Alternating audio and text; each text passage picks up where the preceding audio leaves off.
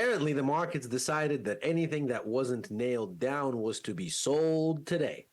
It's a brutal day across most of the major assets, and a very good one against certain others. Welcome. This is Macro Money. I'm Ilias Pivac, head of global macro here at tastylive. We're going to unpack what that was today, or try to, and see what kind of signaling there is to be had therein. And then, of course, look ahead to what may have been the catalyst, which is still coming at us within the next day here. The first in 2 days of congressional testimony from Fed Chair Jerome Powell. That may very well be how we ended up where we are today, and of course represents a key risk for where we might end up tomorrow. And we're going to unpack all of it right here. So the key question, as ever, is whether the Fed chair has anything new to say, whether there is market moving potential in this commentary.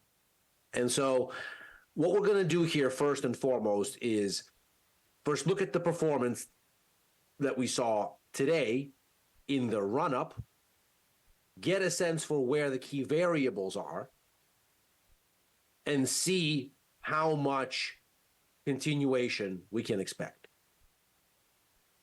And really, without further ado, the performance here is eye-catching, to say the least. Notice first the entire left-hand side is red. S&P, red. NASDAQ, red. Yields down. So bonds are up. Crude oil, a kind of bellwether for cyclical commodities. Commodities sensitive to risk sentiment in the markets. Down. Gold up. The euro basically unchanged, so broadly speaking, the dollar steady, and the yen up. While Bitcoin on pace for what is the worst day yet this year. The biggest one-day decline so far this year. So why is this eye-catching and why is this different? Well, first of all, the dynamics that we've been used to, especially since last week, seem to suggest that we're back in a world where good data is bad and bad data is good, because bad data means more Fed rate cuts and cheaper money. Good data means fewer Fed rate cuts, more expensive money, in relative terms, of course.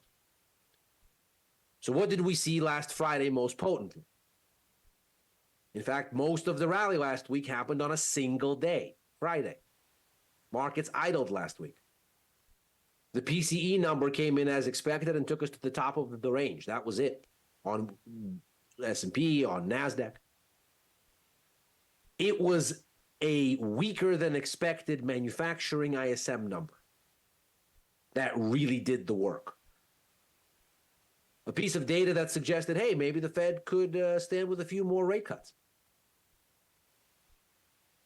And so stocks rallied, gold rallied, the dollar backed off, bonds surged, yields fell. Exactly what you would expect in a kind of risk-on, risk-off dynamic where the primary focus is, can we get more cuts or are we going to get fewer cuts? You had the makings of something like this again today. So that this is not what we end up seeing by the close is, of course, eye-catching. Earlier today, the service sector report for that same ISM period came out. And again, lower than expected.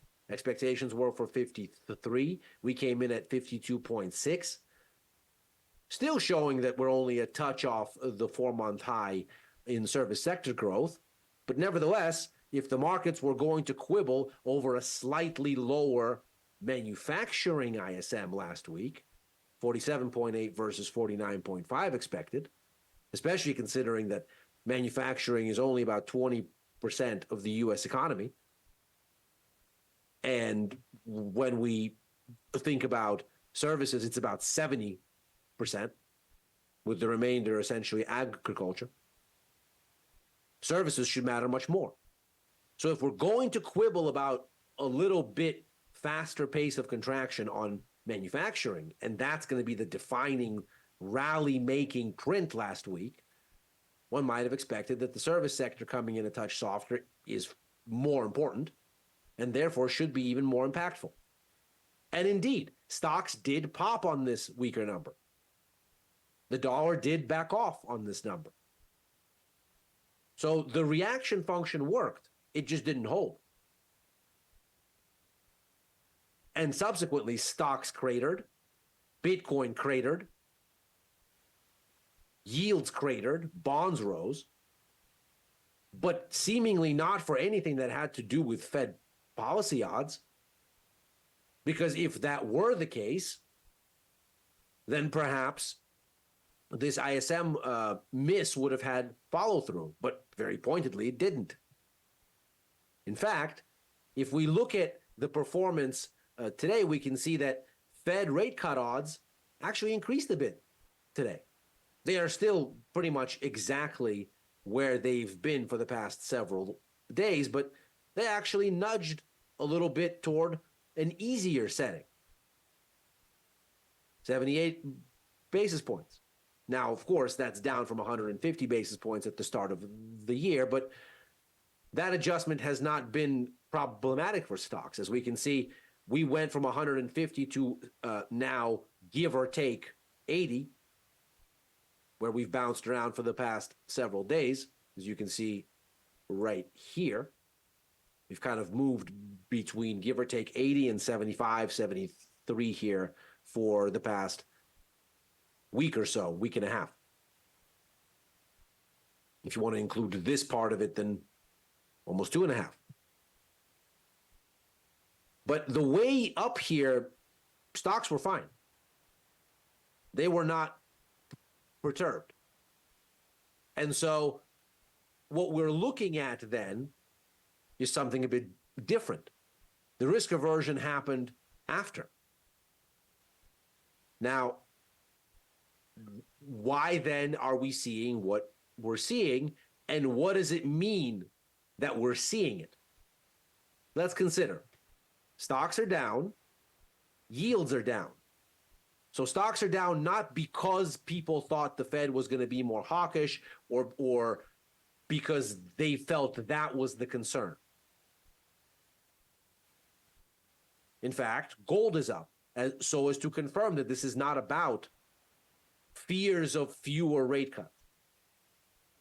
The dollar is pointedly holding firm. The yen is outperforming. That would suggest that this is much more about liquidation and going away from risk and to liquidity into the most liquid forms of cash and those tied to unwinding risky asset positions like the yen.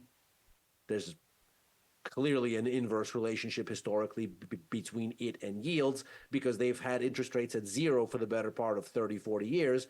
And so it's a common strategy to borrow yen for next to nothing and buy risky assets. Then, of course, if there's liquidation and those risky assets are sold, the yen is bought back, the borrowed yen, and it goes up. So what we see in the markets here today is much more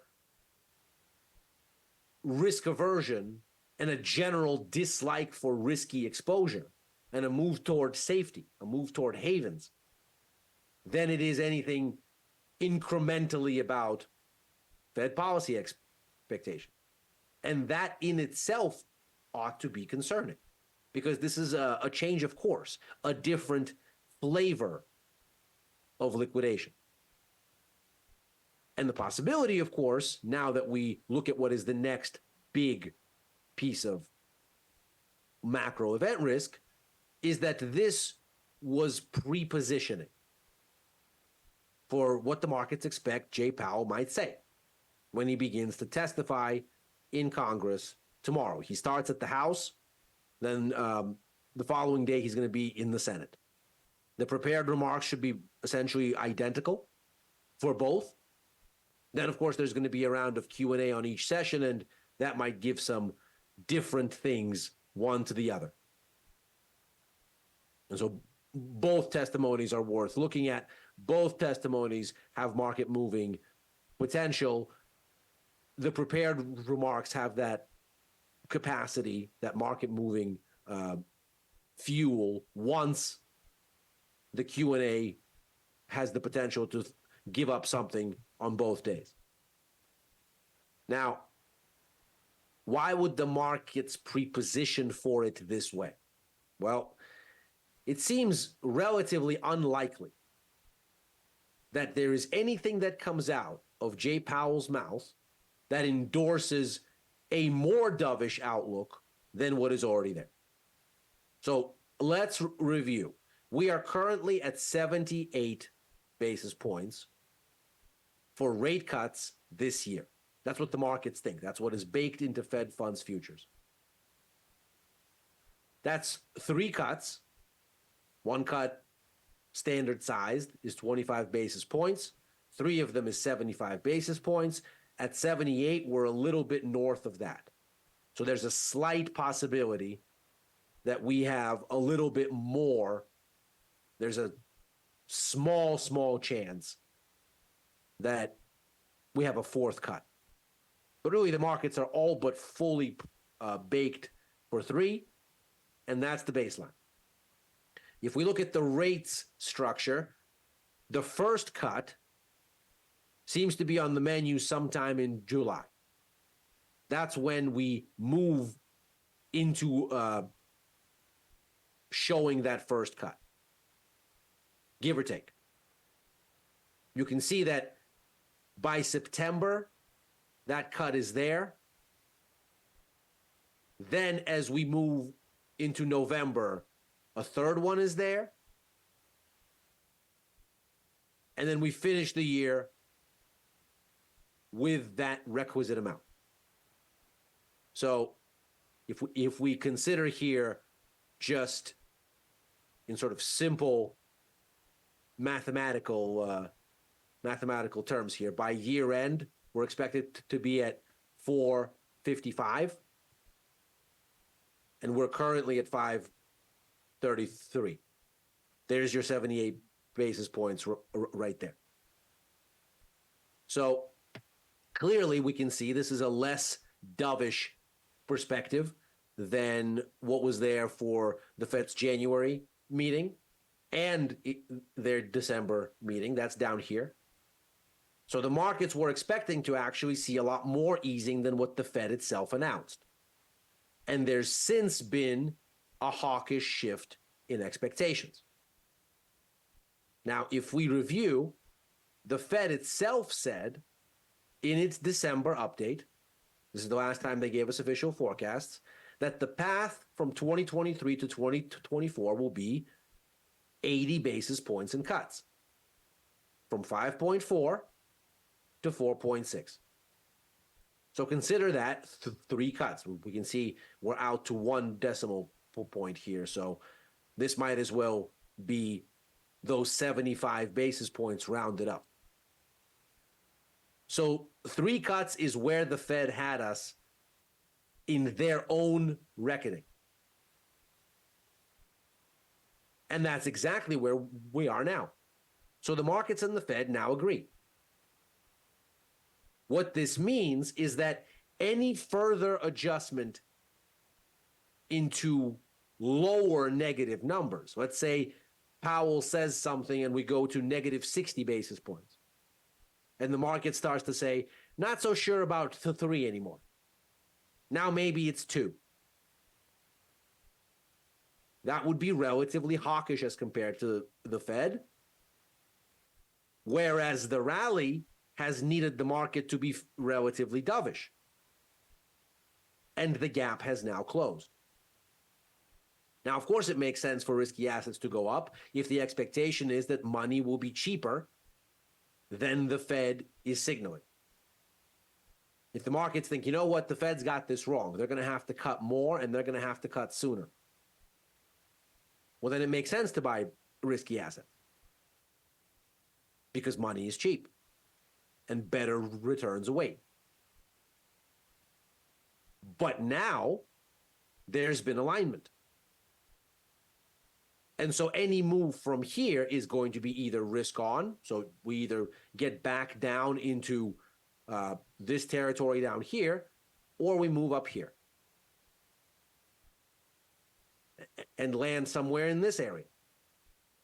And if we do, now the market is tighter than the Fed. Now money is going to be more expensive than the Fed is anticipating. And that, of course, raises the kind of search for pockets of trouble that can't digest higher rates, which under very similar circumstances gave us the banking crisis at the start of last year.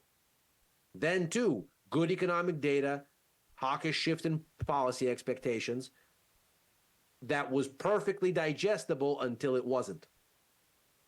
Because rates got high enough that the markets said, okay, well, now we're on the tighter edge of Fed expectations. Now the market is more restrictive than even the Fed is allowing. Let's go look for weak hands. Now, what is Powell likely to say then? Well, what has happened since December? Because, of course, that's the last time that we've had official forecasts. U.S. economic data has mostly outperformed relative to forecasts, despite what we have seen in these ISM numbers Friday and today. You can see this data from Citigroup here showing the overall thrust of economic data since the beginning of the year, improving relative to forecast, so surprising positively. It stalled a bit here. Whether this stall means we're now going to turn back down or we're going to hold here and go back the other way again, we'll see. We've stalled on the way in a direction before. We can see that clearly here. But as it stands, the overall thrust of economic data has been toward a faster economy. And of course, when you have a faster economy, you also expect inflation expectations higher. And indeed, that is exactly what we've seen. The line there in the blue is the 5-year break-even rate. That's the difference between nominal and real U.S. bond yields at the 5-year mark. And you can see that they've been rising. That difference gives you the inflation expectation residual that gets you from nominal to real. So real is supposed to not include inflation. If you take the difference between nominal and yield, you see how much you had to discount nominal to get to real. So that's the market's inflation expectation. Not an opinion, but what is actually baked into the Treasury bond market. You can see very clearly here it's been rising up very firmly. It now stands at some of the highest levels that we've seen since October.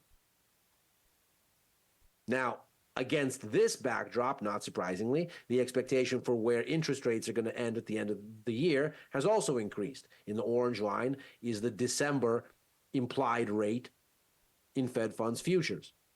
That's those rate cuts falling away from 150 to now 78 basis points. So essentially getting cut in half.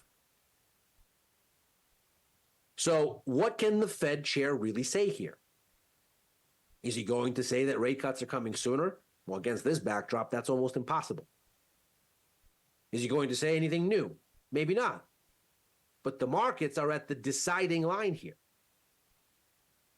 If the Fed chair said relatively nothing new, and we were looking at still a significant gap, let's say here, between where the market is and where the Fed is, well, then it's a different story.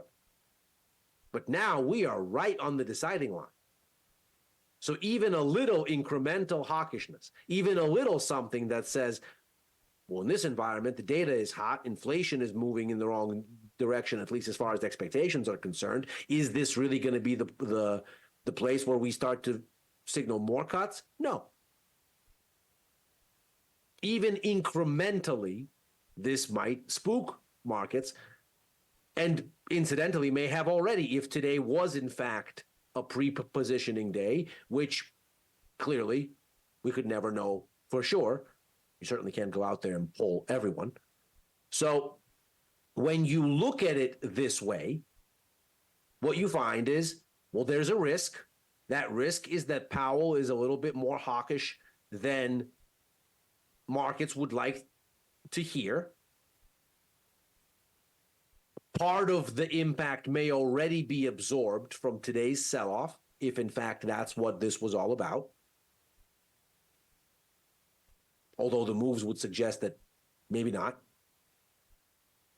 If in fact that's what happens, you would expect stocks to continue to sell off. If some of the impact has already been had, then perhaps the sell-off is modest.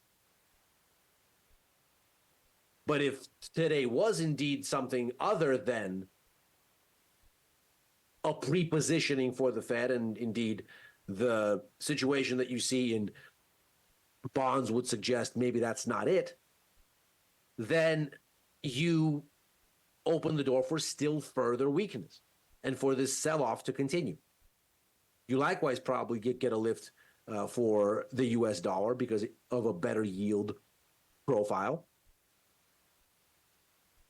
And then we see if, in fact, there is broad-based risk aversion that then echoes in gold or bonds, or if the more hawkish Fed undermines their ability to follow through on risk dynamics because higher yields keep gold anchored and put a cap on bonds, if in fact there is a more hawkish signal. So the waters are a bit muddier there. But we can see here very clearly the dollar follows very pointedly what happens with Fed policy odds. When there are fewer cuts, so the gray bars are less negative, the dollar is up. When there are more cuts, the dollar is down. Since there have been less cuts since the beginning of the year here, the dollar has been up. It's idled now that the policy outlook has idled. If the policy outlook gets less dovish, it's likely to go up again. The other interesting story is, of course, the yen. We can see here fewer cuts mean weaker yen, more cuts, stronger yen. And this is, by the way, an average against most major currencies, not just the dollar. So this is not just about, let's say, 6J futures. This is the yen in general. And indeed, we can see, as we saw today, that the dollar and yen can be up against other currencies together. And so we see as rate cuts have come off, the yen has weakened and seems to be stabilizing here. So now the moment of truth comes. If what the Fed triggers tomorrow is just risk aversion and not necessarily higher yields, the yen probably goes up. And if not, if yields do go up, if there is a meaningful repricing and it's not just risk aversion, that's the response, well, then the yen might not do as well as the dollar does. And that is macro money for today. As ever, we are here Monday through Thursday, right after overtime, a show that I co-host with Chris Vecchio and Dylan Radigan, looking at how Wall Street closed, what it means, and what might be coming next. I'm back on with Chris for Futures Power Hour on Fridays, on with Tom and Victor for First Call on Sundays, writing for the News and Insights portion of tastylive.com, and opining sporadically on the platform formerly known as Twitter at Ilias Pivak. Thanks very much for joining. See you post Powell tomorrow.